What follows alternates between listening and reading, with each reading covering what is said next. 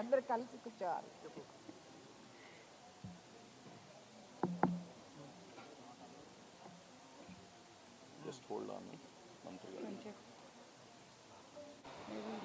Kamalakar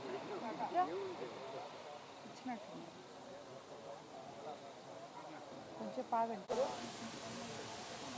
Tirupati, Nellore municipal corporation, Eluru municipal corporation, అలాగనే బుచ్చి నగర panchayat vice chairpersons, మరి డిప్యూటీ మేయర్ ఎలక్షన్స్ ఉన్నాయి.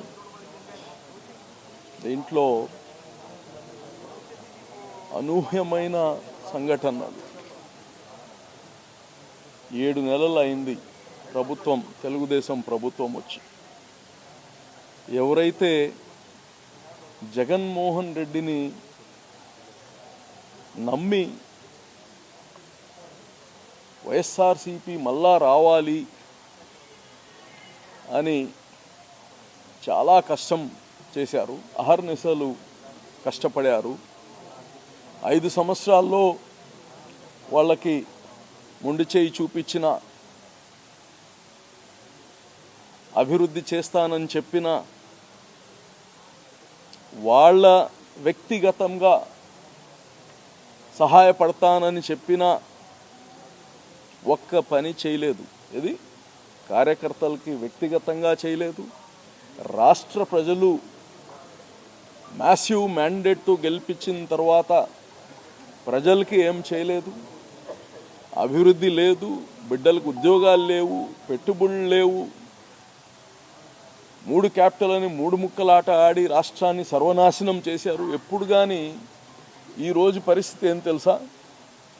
పెద్దలు చేసిన తప్పులు నెక్స్ట్ జనరేషన్కి వస్తుంది అంటారు. ఇది మీరేమైనా పాపాలు చేస్తే బిడ్డలకు చుట్టుకుంటుంది అంటారు, చూసారా? అలాగా గత ప్రభుత్వం చేసిన పాపాలకి ఈ పరిస్థితి ఏమంటే, 1 రూపాయి అప్పు పుట్టని స్థితి ఉంది. తలరాత బాగుండి ఆ ఎన్డీఏతో కలిసాం, తలరాత బాగుండి చంద్రబాబు గారు ఈ యొక్క తెలుగుదేశం గవర్నమెంటు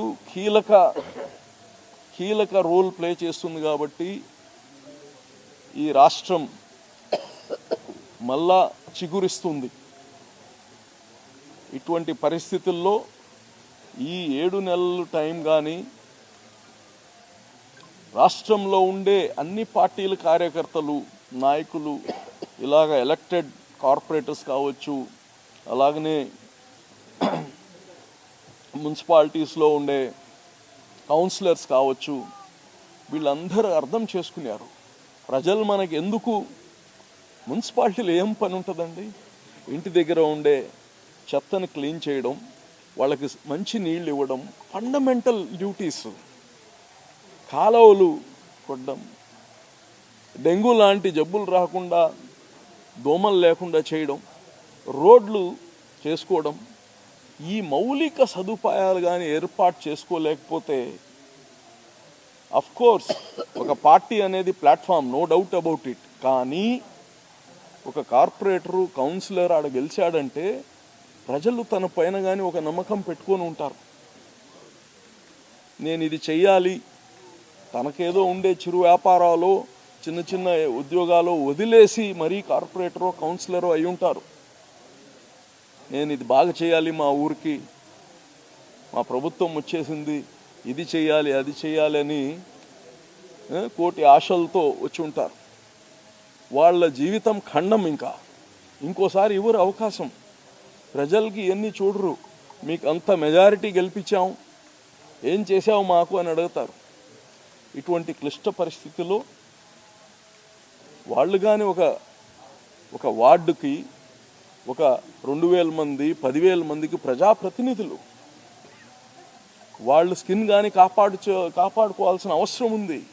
ప్రజల్లో మళ్ళా మేము మీకోసం సేవలు చేయడానికి ఉన్నామని వాళ్ళకి గ్యారంటీ ఇవ్వాల్సిన అవసరం ఉంది.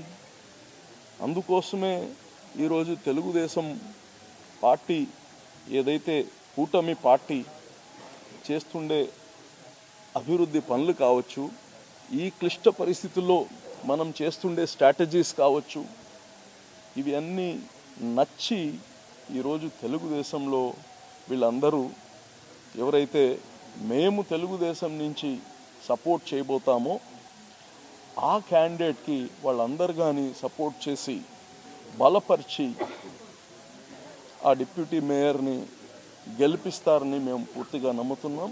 వాళ్ళందరూ కానీ ఈ యొక్క క్యాండిడేట్ ఎవరైతే పెడతామో వాళ్ళని బలపరచాలనే ఒక మంచి ఉద్దేశంతో ఉన్నారు. వాళ్ళ కోసం కాదు, ఈ రాష్ట్ర భవిష్యత్తు కోసం, ఆ యొక్క మున్సిపాలిటీ కోసం. పార్టీ నుంచి ఇంకా ఎవరిని పెట్టాలి అనేది కానీ ఇంకా నిర్ణయం తీసుకోలేదు. ఇప్పుడు చెప్తారు కులాలు, అక్కడ ఉండే పరిస్థితులు, అక్కడ ఉండే కండిషన్స్ని బట్టి ఆ డిప్యూటీ మేయర్ కావచ్చు, అలాగనే ఇక్కడ ఉండే వైస్ చైర్పర్సన్స్ కావచ్చు, పార్టీ నైట్ లోపల డిసైడ్ చేస్తుంది. రేపు ఉదయం మాకు అక్కడి నుంచి ఇన్ఫర్మేషన్ వస్తుంది. అలాగనే ఎమ్మెల్యే గారు ఆ పేర్లని అక్కడ అనౌన్స్ చేస్తారు. అందరూ కానీ ఎవరిని పార్టీ నిర్ణయిస్తుందో వాళ్ళందరినీ ఇక్కడ ఉండే కౌన్సిలర్స్ అందరు కానీ బలపరుస్తారని పూర్తిగా నమ్ముతూ, మరి ఇవన్నీ కానీ సజావుగా జరగాలి. ఇంకా ఏముంది, ఇంకో 18 నెలలు ఉంది. నిజంగా కానీ ఈ టైంలో ప్రభుత్వంతో కలిసి పనిచేస్తే తప్ప పనులు జరగవు. ఎప్పుడు కానీ అపోజిషన్ పార్టీ ఏం చేస్తుంది, మేము ఒక మంచి పని చేస్తామంటే ఆగమంటుంది, మనం వచ్చి చేస్తాము, ఇప్పుడు చేయదు. ఉదాహరణ చెప్తాను మీకు. అర్బన్ హౌసెస్ కట్టాం. Urban houses beautiful apartments. ఉత్త ఇల్లు కట్టడమే కాదు, అండర్ గ్రౌండ్ డ్రైనేజ్ చేసాము, పార్కులు పెట్టాము, వాళ్ళ కమ్యూనిటీ హాల్స్ పెట్టాము. ఇది కంప్లీట్ వాళ్ళ కిచెన్లో కానీ మన అబవ్ మిడిల్ క్లాస్ ఇళ్లల్లో ఉన్నట్టు మీకు గ్రానైట్ ఇది టాప్ వేసాము, స్టెయిన్లెస్ స్టీల్ బేసిన్స్ వేసాము, టాయిలెట్ అంతా ఫుల్లీ ఫర్నిష్డ్, వెర్టిఫైడ్ టైల్స్ పుట్టితో చేశాము, ఇల్లు తాళాలు కానీ ఇచ్చేసాము. పాలు చాలామంది పొంగించుకున్నారు, ఆ ఇంటిని చూసుకున్నారు ఎంతోమంది. ఒక ఆడబిడ్డ జీవిత కళ ఏంటంటే సొంత ఇల్లు. నెల్లూరు నగరంలో 4700 ఇల్లులు రెడీ చేసేసాం. అవి ఈ రోజుకి ఇప్పుడు మేము ఇవ్వబోతున్నాం. అంటే ఇప్పుడు మీరు వచ్చి 6 నెలలు ఏం చేస్తున్నారండి అంటారేమో. దాన్ని ఇల్లులుగా పెట్టలేదాన్ని దాన్ని కంప్లీట్గా ఒక భూత్ బంగ్లా చేసేసారు. అక్కడ అసాంఘిక కార్యక్రమాలు, ఒక లైట్ లేదు, ఒక వైర్ లేదు, ఒక విండో లేదు, అన్నీ పీకేశారు. అది మళ్ళా చేయాలంటే కొన్ని 100 కోట్ల డబ్బులు కావాల్సిన స్థితికి వచ్చారు.